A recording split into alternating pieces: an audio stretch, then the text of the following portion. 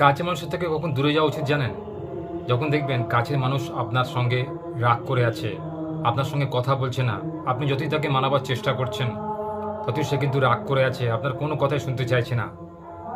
আপনার সঙ্গে রাগ করে সে খাচ্ছে না, ভালো করে কথা বলছে না, আপনি যেখানে নিয়ে যেতে চাইছেন নিয়ে যাচ্ছে না, আপনি তাকে কিছু উপহার দিতে চাইলে সে নিচ্ছে না, আপনার উপরে সে প্রচুর রেগে আছে, তখন তার থেকে কিছু সময় হলেও দূরে চলে যাওয়া উচিত।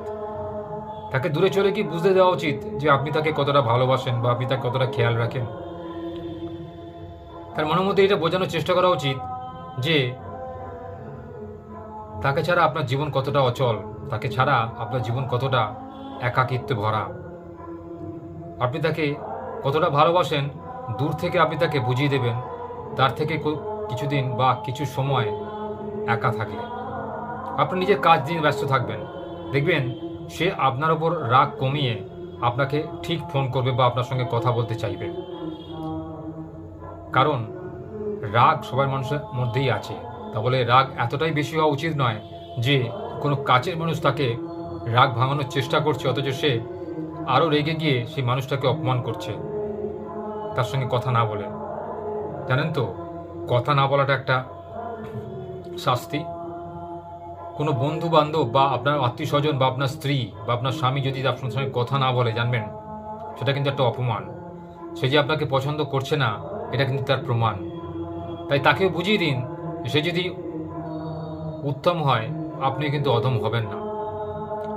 আপনার মধ্যে সেই গুণ রয়েছে সব কিছু মানিয়ে নেওয়ার, সব কিছুকে বোঝার, শোনার।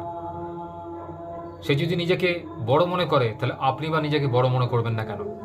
পৃথিবীতে কেউ বড় নয়, সবাই আমরা ঈশ্বরের সন্তান।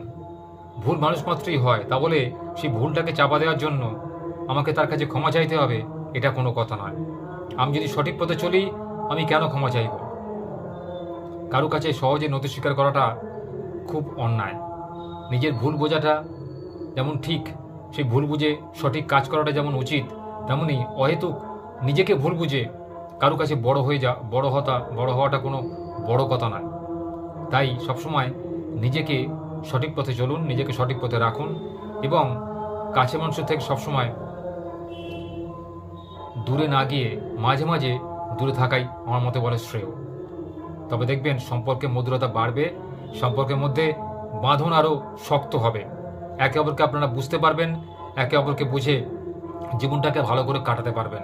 জীবনে ছোটোখাটো বিষয়ে অত বেশি গুরুত্ব দেবেন না, বেশি গুরুত্ব দিলে কিন্তু জীবনটা দুর্বিষহ হয়ে উঠবে।